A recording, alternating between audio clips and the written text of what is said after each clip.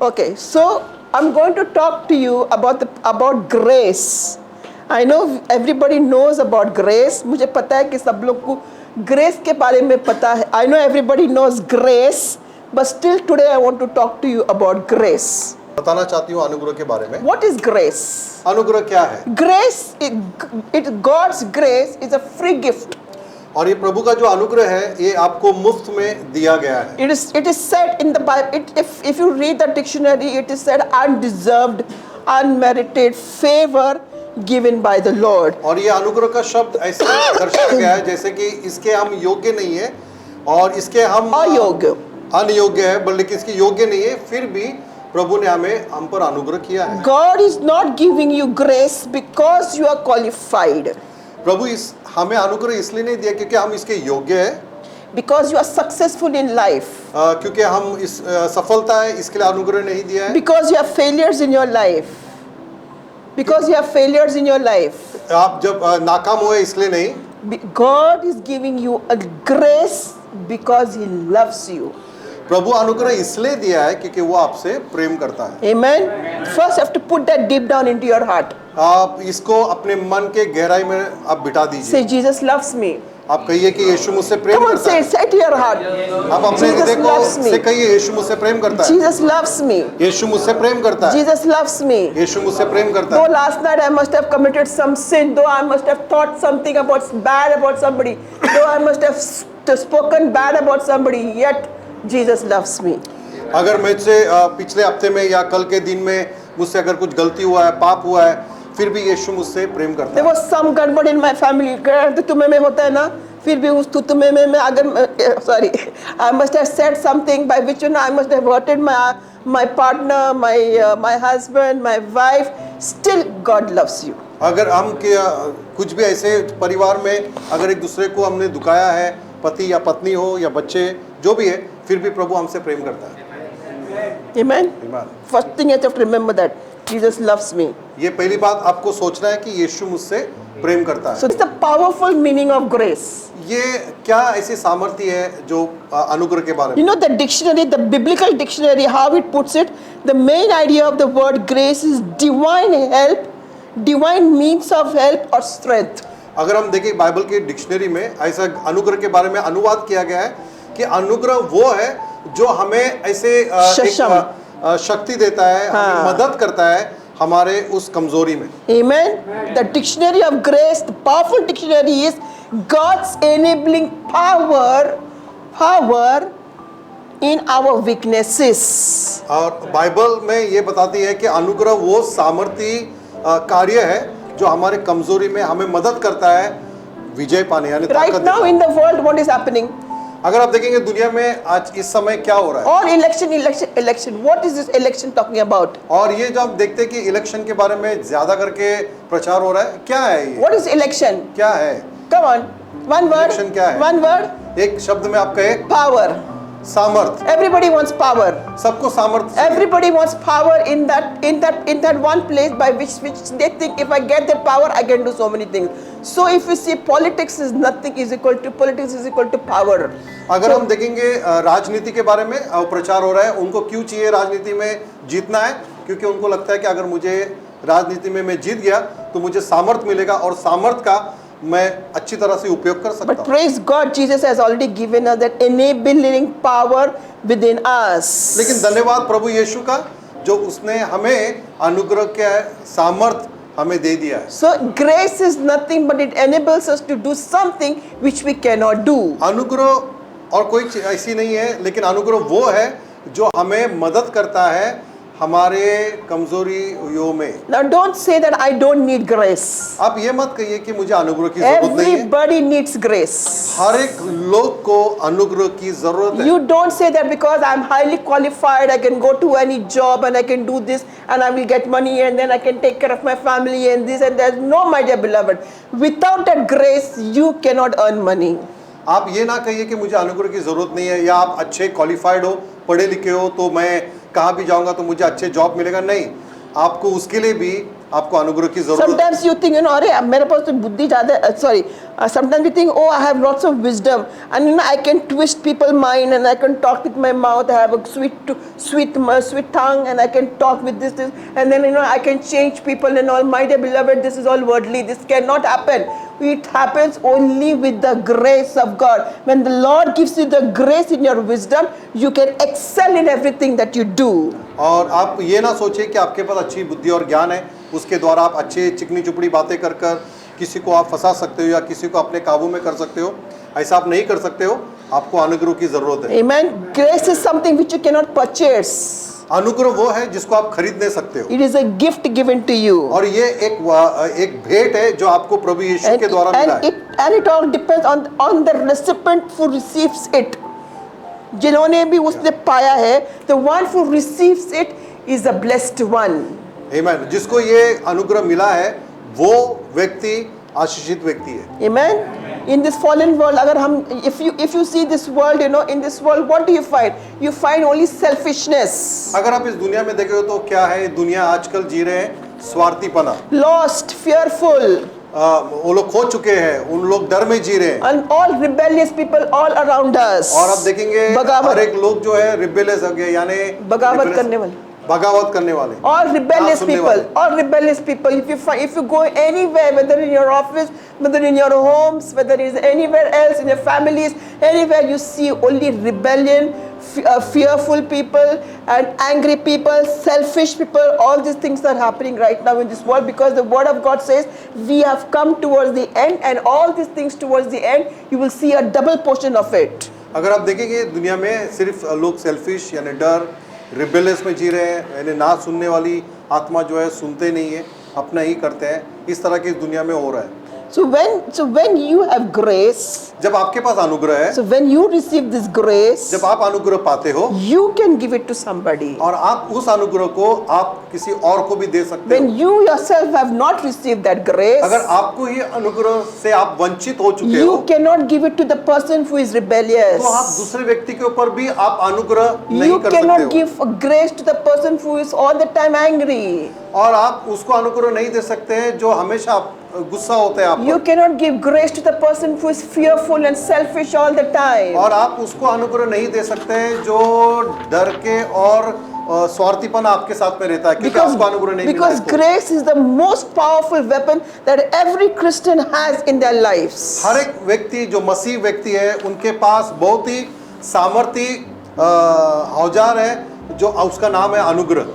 Wherever that you are, आप कहाँ पर भी हो, wherever that you are, आप कहीं पर भी हो, whether you are in a selfish state, whether you are in a selfish अगर state, आप एक स्वार्थी पना के जगह पर whether हो, you are in a state where you know your finances are down, अगर आपके आर्थिक जो कमजोर है, whether you are in that place where you say nobody loves me, अगर आप ऐसे जगह पर हो जो आप कहते हो हमेशा कि मुझसे कोई प्यार नहीं you करता, are in that place where you know you say all the time that I'm sinful man, और हमेशा आप ये कहते हो कि मैं तो एक पापी मनुष्य हूँ, that is the place grace comes. और वो जगह पे फिर अनुग्रह आपके ऊपर आता है। Amen. Amen. You don't have to go to the grace. आपको अनुग्रह के पास जाने की जरूरत नहीं है, Grace comes to you. अनुग्रह आपके पास आ जाता है। Amen. Grace comes to you. आप अनुग्रह आपके पास आता है। How many of you have gone and got that grace? कितने लोग ऐसे हैं जो गया और अनुग्रह को पकड़ लिया? Anybody here who has gone and got the grace? No, Jesus came to us. नहीं, हमने अनुग्रह के पास नहीं गया, लेकिन यीशु मसीह जो अनुग्रह है वो हमारे पास आया। Jesus has come to us. यीशु मसीह हमारे पास आया, That power has come in us. वो सामर्थ हमारे अंदर आया, And that power has come in us and it has transformed us. और वो सामर्थ हमें आके हमें बदल दिया है। It has transformed us in that areas, not physically, और वो जो सामर्थ है हमें शारीरिक रूप से नहीं बदला है, but it has transformed where? और वो कहाँ पर बदला गया In our है? hearts. हमारा हृदय। Because the word of God says everything that comes out of a mouth, it comes from the heart. All the issues, everything that comes, it comes from the heart. Whether you're selfish, fearful, rebellious, whatever it is, it comes from the heart. So when grace comes into that place, it transforms your. और जब आप देखते हैं कि अनुग्रह हृदय में ही क्यों काम करता है, क्योंकि बाइबल में ऐसा कहा गया है कि जब कोई भी कुछ भी आप बातें करते हो यानी स्वार्थीपना, ईर्ष्या, ऐसे कुछ भी गलत बात करते हो तो हृदय से आता है। इसके लिए अनुग्रह जो है आपके हृदय में काम करता है, और वो अनुग्रह हृदय में जब काम करता है, हृदय आपका बदल जाता है। Amen. It changes us completely. आपका अनुग्रह जो है आपको अंदर से What you बदलता were है। before and what you are now becomes complete a different opposite direction. जब आप पहले थे और अनुग्रह मिलने के बाद आप अलग हो जाते हो। Amen. So what is grace? Grace is freely given. अनुग्रह आपको पूरी तरह से दिया है, Given love. Love, you can say, grace you can say is grace is equal to love.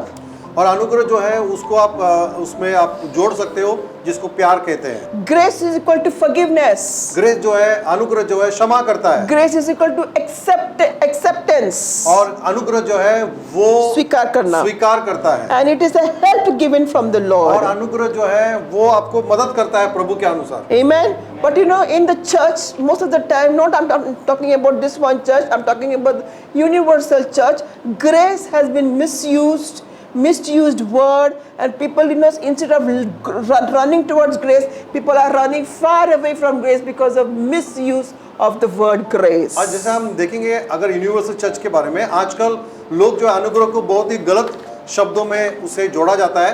लोग अनुग्रह से दूर भागते हैं, लेकिन बाइबल बताती है कि हमें अनुग्रह के पास जाना है। लेकिन आज कलीसिया जो है, बहुत सारे मसीह लोग, उनको समझ में नहीं है अनुग्रह के बारे में, वो लोग अनुग्रह से दूर भागते हैं। So what is grace? Grace is nothing but God, Jesus purchased that grace for us through His Son Jesus. और हम देखते हैं कि अनुग्रह क्या है। अनुग्रह हमें यीशु मसीह के द्वारा हमें प्रभु ने खरीद लिया है। Jesus purchased that grace for us through His blood, which gave us the freedom. और अनुग्रह यीशु मसीह ने इस तरह से खरीदा कि वो अपना लहू देकर, He gave us the freedom, and He gave us, what I can say, He gave us freedom from all the things that it was going on in our mind. और प्रभु ने अनुग्रह अपने लहू देकर अनुग्रह से हमें खरीद लिया। जो हमारे बहुत सारे हमारे मन में जो ऐसे विचार जो गलत होते हैं, उससे हमें छुटकारा दिया। When was His gift given to you? ये वरदान हमें कब मिला? But when it was given to yes, when you receive Jesus as your personal Savior, when you believe in Jesus, that is the point when you receive grace. अनुग्रह हमें कब मिलता है?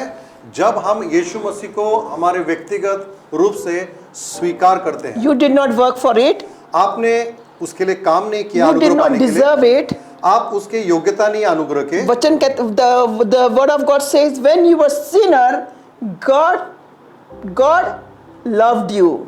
And God brought you. So in that state, when you're undeserving, in that state, Jesus has given His grace. अनुग्रह तब आपको मिला, Bible बताती है कि जब हम पापी ही थे, प्रभु ने हम पर अनुग्रह किया। Sometimes, after receiving grace also, sometimes we do many sins. और हमें अनुग्रह मिलने के बाद भी बहुत से समय हम गलत कर लेते हैं। But He doesn't stop extending His grace towards you. और फिर भी प्रभु हम पर अनुग्रह करना नहीं छोड़ता है। He continues. वो लगातार हम पर अनुग्रह He करता है, gives you grace. और वो हम पर अनुग्रह करता He है, gives you kindness, वो हम पर दया करता है, wisdom, हमें बुद्धि और ज्ञान देता है, understanding. हमें समझ देता है। What an awesome God that He is. और वो कितना महान परमेश्वर है जो हमें मिला है। That's why the Bible says, John 3:16, what it says, for God so loved the world. और यूहन्ना का 3:16 क्या कहता है? अच्छे शब्द कि प्रभु ने हमसे इतना प्रेम किया। Can you be like this? Can you be like Jesus? क्या हम यीशु की तरह हो Suppose if सकते my हैं? husband today has hurted me, I will not talk to him. Is it common? It is common. It is common. But still the Bible says, if I have hurted Jesus, what happens is He will not stop loving me. Yes. He will continue talking to me. He will continue behaving to me like as if I have not done anything. और हम देखते हैं कि जब हम किसी को दुखा देते हैं तो वो हमसे बातें करना छोड़ देते हैं बहुत से समय तक। लेकिन अगर हम देखेंगे रोज अगर हम यीशु को दुखाते हैं, लेकिन यीशु हमें बातें करना नहीं छोड़ता है। People who misunderstand and undervalue God's grace in their lives do not place even the church in that higher level. I want to make this statement. जो लोग प्रभु को ये अनुग्रह को नहीं योग्य समझते हैं, नहीं उसको आदर करते हैं, वो कलीसिया में भी ऊंचे ओहदे पर नहीं आ पाते हैं, कलीसिया को वो उस स्थान पे नहीं रखते हैं. नहीं रखते हैं, sorry. They don't keep the church also in that higher level. जो लोग अनुग्रह के को नहीं समझ पाते हैं, वो कलीसिया को ज्यादा महत्वपूर्ण नहीं देते हैं। Those people, you know, those who are self-reliant, मैं सब कुछ कर सकता हूँ, I can do everything. Those people don't give even a small inch of importance to grace. अगर जो व्यक्ति अपने आप को ग्लोरीफाई करता है कि मैं सब कुछ कर सकता हूँ, मैं सब कुछ कर सकता हूँ, तो उसके लिए अनुग्रह जो है उसका कोई महत्वपूर्ण उसके जीवन में नहीं है। That is the reason why they don't see their own sinful nature. इसीलिए ऐसे व्यक्ति जो है वो अपने पाप को नहीं देख पाते हैं। And that's the reason why you find them rarely coming to the church. इसके लिए आप देखेंगे ऐसे व्यक्ति जो है बहुत ही कम जो है आप उस व्यक्ति को कलीसिया में देख पाएंगे, Because they see that there is no need for them to come to the church. क्योंकि उनको ऐसा लगता है कि मुझे जरूरत नहीं है कलीसिया का। They say, I am good, I am fine, I can do all things with my strength, with my position, with my job, with my finances, with my qualification, with my education, I can do everything. वो व्यक्ति ऐसे स्थिति में आ जाता है, वो ऐसा समझता है कि मैं सब कुछ कर सकता हूँ, मेरे पास पैसा है, मेरे पास काम है, मेरे पास अच्छी नौकरी है, सब कुछ है, तो मुझे कलीसिया या परमेश्वर या उसके वचन की जरूरत I नहीं। have my relationship with that big one up in the heaven.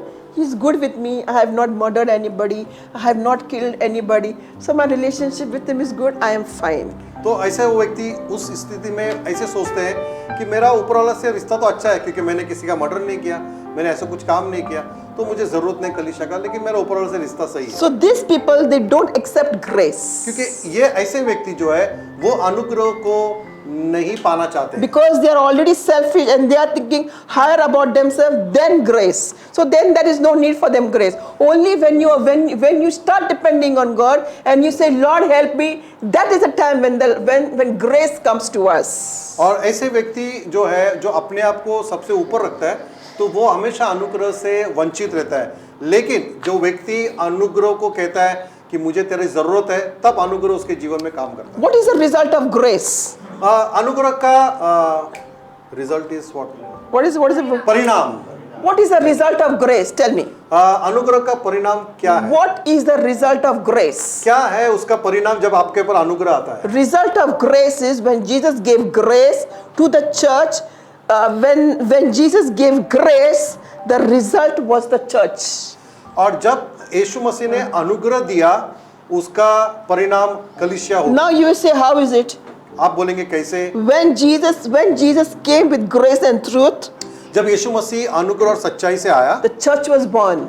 तो कलीसिया पैदा हो गई। The church was born. जब उस समय कलीसिया पैदा हो गई। So what is the meaning of when grace and truth came, the church was born? और ये ऐसा कैसा हो गया कि जब अनुग्रह आया तो कलीसिया पैदा हो गई? When God's grace came on Jesus, जब परमेश्वर का अनुग्रह यीशु मसीह पर आया, and the ultimate love given to the bride, और जब वो प्यार जो है वो दुल्हन को मिला, and that bride, when they gathered together, became the church. और जब दूल्हा और दुल्हन जब मिल गया तो वो एक कलीसिया बन गई। So don't underestimate grace. तो आप अनुग्रह को अनुरुचिति से मत देखिए। Wherever you see the church, जब आप कलीसिया को देखें, you think it is the love of God is equal to the grace of God. जब आप कोई भी कलीसिया को देखें तो आप ये सोचें कि ये कलीसिया के पर प्रभु का अनुग्रह So है और प्रभु का प्यार है। never underestimate a church. तो कभी भी आप कलीसिया को आप नीचे तरीका से ना देखें, Because God functions through the church. क्योंकि परमेश्वर जो है वो कलीसिया के द्वारा ही काम करता है। Whatever is your gifting, whatever is your talenting, whatever that you do, is when you start from the church and when you go out, you see the result in your life. It happens 100% fruitfulness in your life. तो जब आप कलीसिया में होते हो, कलीसिया के द्वारा जो भी काम होता है, लेकिन जब आप कलीसिया से बाहर जाते हो तो उस समय आप उस फल को देखते हैं, क्योंकि परमेश्वर आपको इस्तेमाल करना। See, this is not my words, okay? I never use my words. I speak from the word of God. मैं अपने शब्द को कभी नहीं बोलती हूँ, लेकिन जो भी मैं बोलती हूँ मैं परमेश्वर के वचन के अनुसार बोलती हूँ। I wanted to know what Paul said. Acts chapter 20, verse 28 to 32. मैं आपको बताना चाहती हूँ कि पौल ने वचन में क्या कहा है प्रेरितों के काम में। Acts 20, verse 28 to 32. प्रेरितों के काम में 20, 28 से लेकर 32. 32 तक. Okay, I will read in English. You can follow your own in the Bible. Acts 20 verse 28 to 32. It says, "Pay careful attention to yourself and to all the flock in which the Holy Spirit has made you an overseer, to care for the church of God, which he obtained with his own blood." Amen. The church is born because of Jesus' blood. Put this into your mind. The church is born because of Jesus' blood. और कलीसिया का पैदा होना यीशु मसीह का लहू के द्वारा. It is only because of his blood. ये सिर्फ उसके लहू के द्वारा So don't undervalue the शुरुआत हुई है. church. Don't undervalue church. तो इसलिए कलीसिया को आप अनुरितते से ना देके, नीचे ना देके, लेकिन कलीसिया को आदर करें. Verse 29, "I know that after my departure fierce wolves will come in among you, not sparing the flock, and from among your own selves will arise men speaking twisted things to draw away the disciples after them. Therefore be alert, remembering that for 3 years I did not cease night or day to admonish every one of them." Verse 32, "And now I command you to God and to the word of his grace, which is able to build you up and to give you the inheritance among all those who are sanctified." आप देखेंगे Paul के इस शब्द को, Paul कलीसिया को कितना महत्वपूर्ण देता है. कलीसिया पॉल के बारे में कहता है कि यीशु के लहू के द्वारा पैदा हुआ है, और कलीसिया कैसे होना चाहिए, कलीसिया को कैसा देखना चाहिए. और पॉल ये भी कहता है कि उसके जाने के बाद जो लोग उसमें आएंगे, आपको ध्यान देना है कि लोग कैसे आते हैं कलीसिया को फाड़ने या कलीसिया को नुकसान पहुंचाने के लिए. और बाद में कलीसिया ये भी कहता है कि मैं तुम्हें अनुग्रह, कलीसिया जो है आपको अनुग्रह मिला है, and I will build you up. The grace will build you up. अनुग्रह जो है आपको मजबूत इमारत बनाएगी. And he said that God will give you the inheritance. और प्रभु जो है आपको क्या देगा? Inheritance. विरासत देगा. God, the Lord will give you an inheritance. How many of you consider विरासत as very important in your life? तो आपको विरासत जो है आपके जीवन में कितना महत्वपूर्ण रखता है? Through that inheritance, the Bible says, you can be a strong man. When Satan will see this man is praying, the man is standing, the Satan will run away from your lives. और आप जब उस विरासत को लेकर जब आप मजबूत हो जाएंगे, तो आप देख Matthew chapter 16 verse 16. मत्ती का 16 और 16 से. Okay, I know that we have read this scripture many times. 16 और 18. I know that many of you have by hearted this scripture many times. मैं ये समझती हूँ कि ये वचन आपको अच्छी तरह मालूम है, और आपको शायद बाहर आप इसको अच्छी तरह से मनन करके आपको बिना पढ़े आप बोल सकते हो. Okay, verse 18. Carefully, because I like to read the Bible very slow, and I like to read the Bible one by one word. और मुझे अच्छा लगता है कि बाइबल बहुत ही स्लो पढ़ना और एक-एक करके पढ़ना. Because certain of those grammars, in between, emphasizes the many things which has been hidden. और बाइबल के जब आप स्लो और बहुत ही धीरे से आप जब पढ़ते हो, तो उसका जो वचन जो होता है, सेंटेंस जो होता है, उसमें बहुत ही महत्वपूर्ण चीज लिखा रहता है. कभी-कभी हम मिस कर देते हैं. Okay, sister, you can read in Hindi. 8.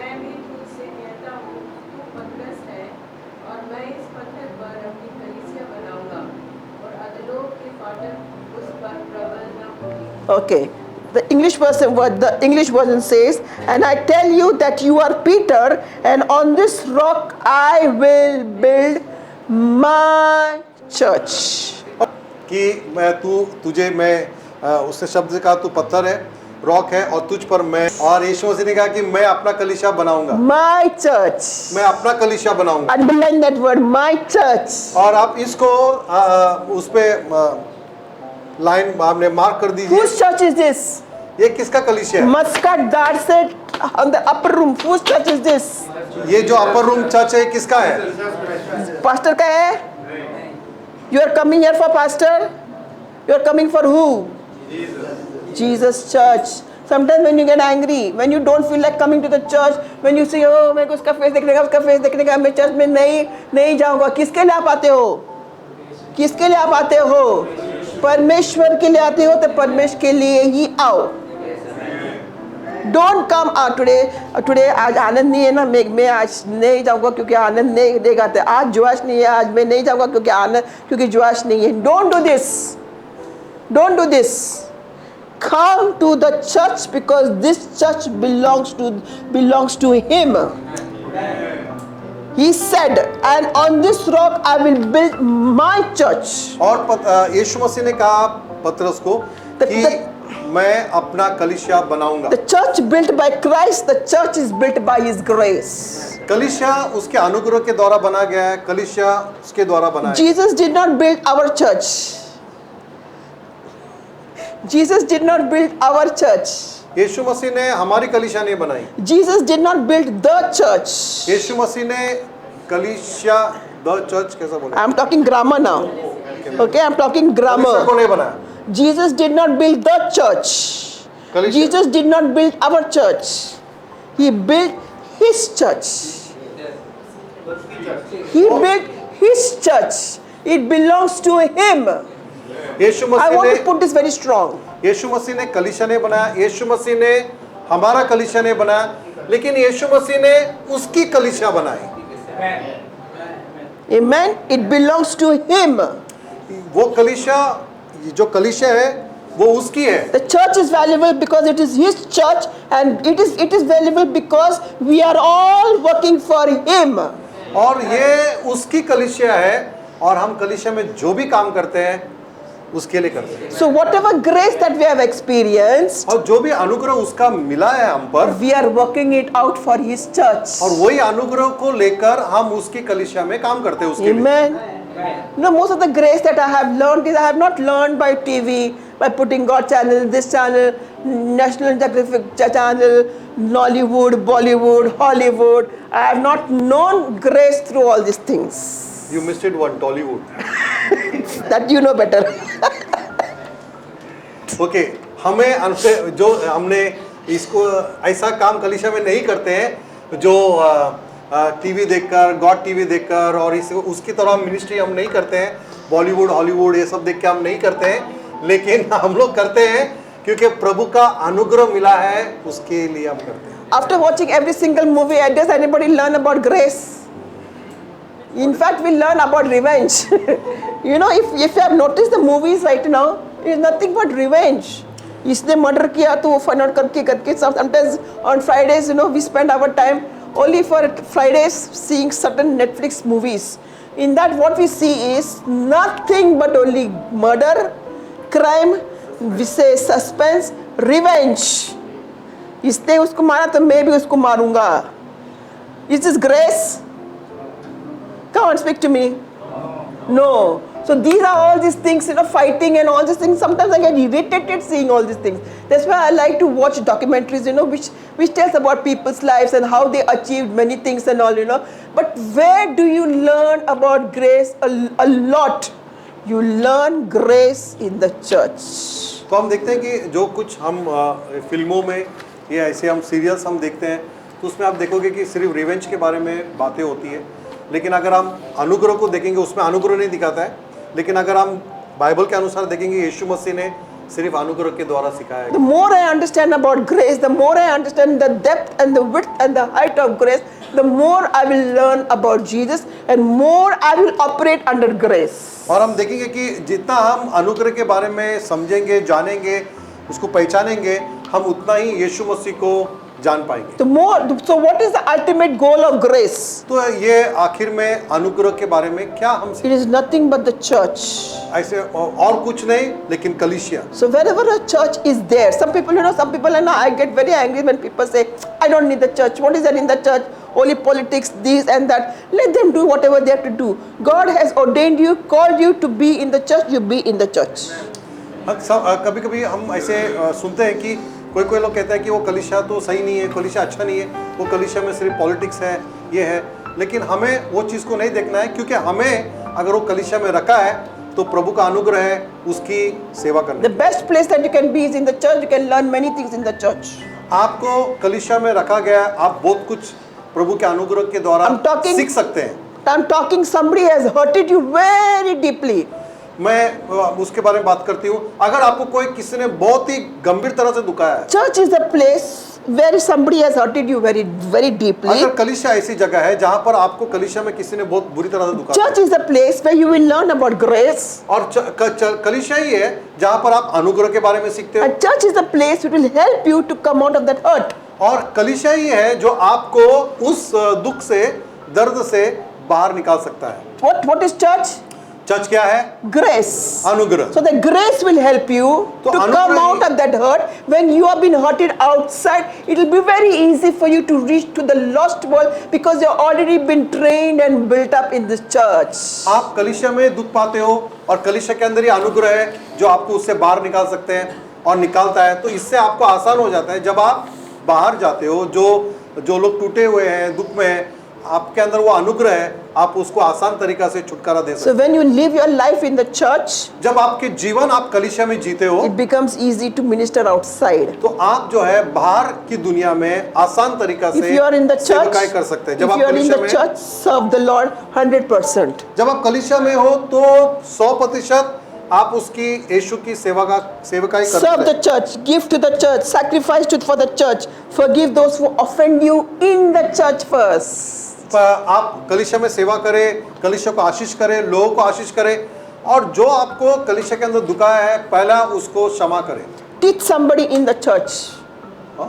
Teach somebody in the हाँ, church. कलीसिया के अंदर आप सिखाने वाले बन जाए Go to a brother or sister who is suffering, who is going through so many problems, so many trials. When you start ministering to somebody, you see when the glass which is full of grace starts diminishing, the word of God says Jesus starts overflowing it. He starts filling it up. So when you go and you out give your grace to somebody else, you will be blessed yourself. जब आपको अनुग्रह मिला है तो आप कलीसिया के अंदर आप देखते हैं कि कोई भाई बहन दुख में है जो प्रॉब्लम में है जब आप उसको अनुग्रह के द्वारा उसकी सेवकाई करते हैं तो क्या होता है जो अनुग्रह का ग्लास आप पे भरा हुआ है जब आप दूसरे पे अनुग्रह करते हैं तो अनुग्रह प्रभु और भी उस पर बढ़ता है Sometimes you feel certain people in the church, no, they don't share their problems, but the Lord speaks to you.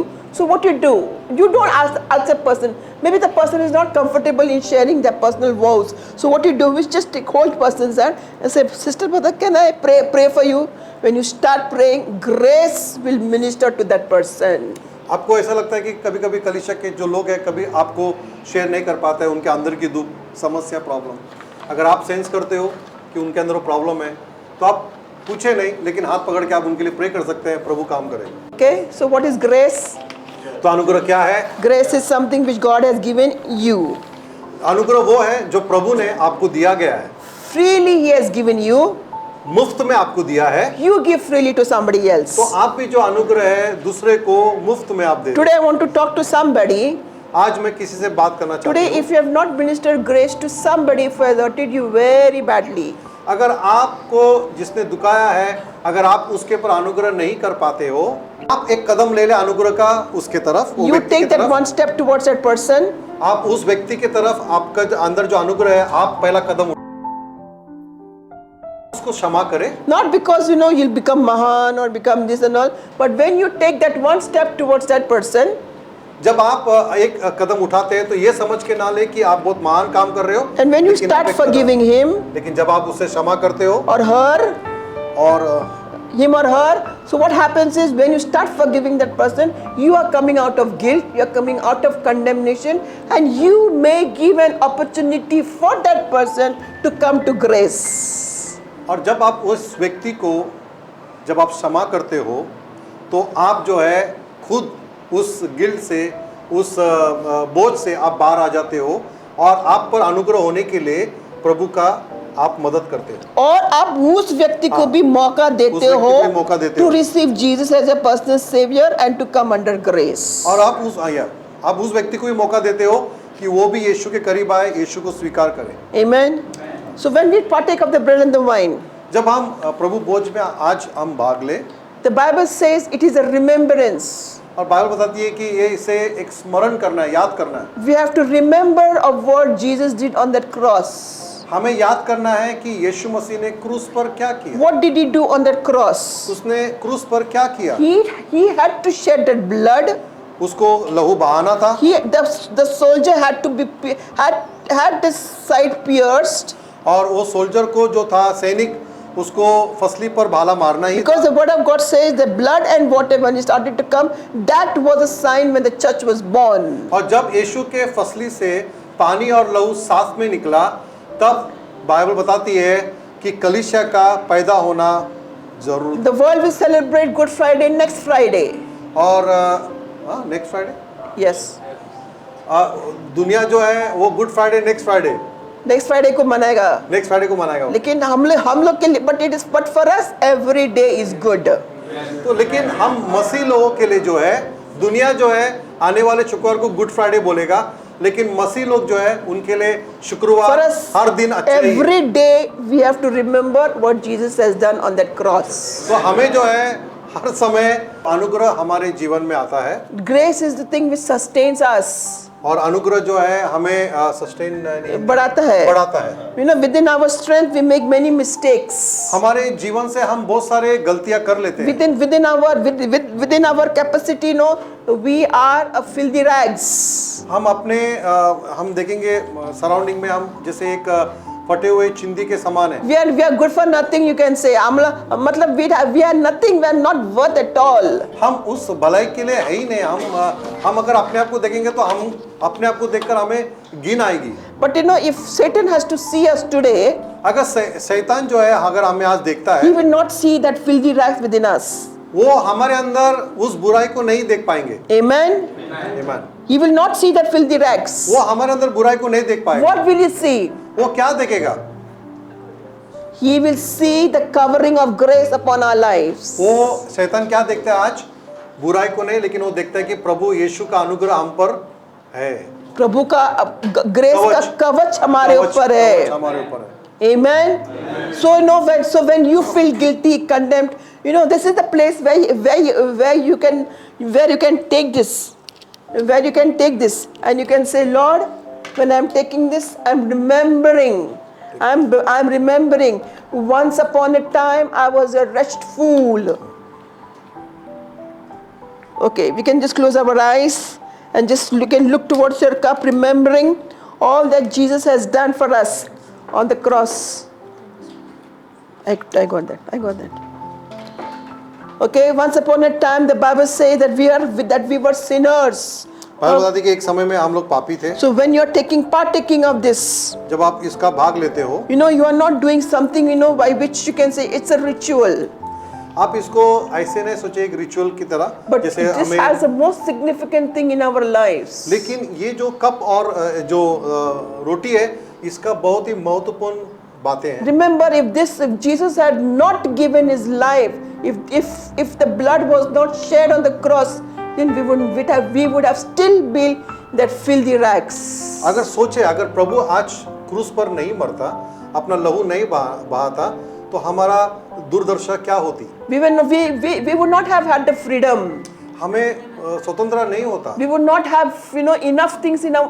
We would not have been blessed. हमें आशीष की और हम नहीं होते। We would not have the Lord's presence in our lives. हमारे ऊपर प्रभु का उपस्थिति नहीं होती। And we would not have so many things into our lives. हमारे ऐसे बहुत सारी बातें जो प्रभु ने जो चाहता है वो नहीं होता। But Lord, today He died on the cross, and today we have everything that we need in Jesus. आज प्रभु यीशु के मृत्यु के द्वारा परमेश्वर का हर वो चीज बातें आज हमारे जीवन में We have a victorious life in Christ. हमारे विजयी जीवन आज हम यीशु मसीह में We are not defeated when Satan punches us.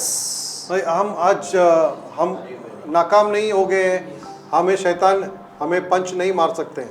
Because Jesus is our victory stand. क्योंकि यीशु मसीह हमारा विजय का यीशु। So when you are partaking of this, जब आप इसमें भाग लेते हो, think about Jesus. यीशु के बारे में सोचें। Think about the cross. क्रूस के बारे में सोचें। Think about the blood. लहू के बारे में And सोचें। think about the resurrection power. और यीशु का पुनरुत्थान होने का सामर्थ्य के बारे में सोचें। And when you are finished with that, you can partake of it in a right जब आप ये manner. सोच के खत्म हो जाए तो आप इस रोटी और प्याले को पी सकते हो, खा सकते हो। Thank you father.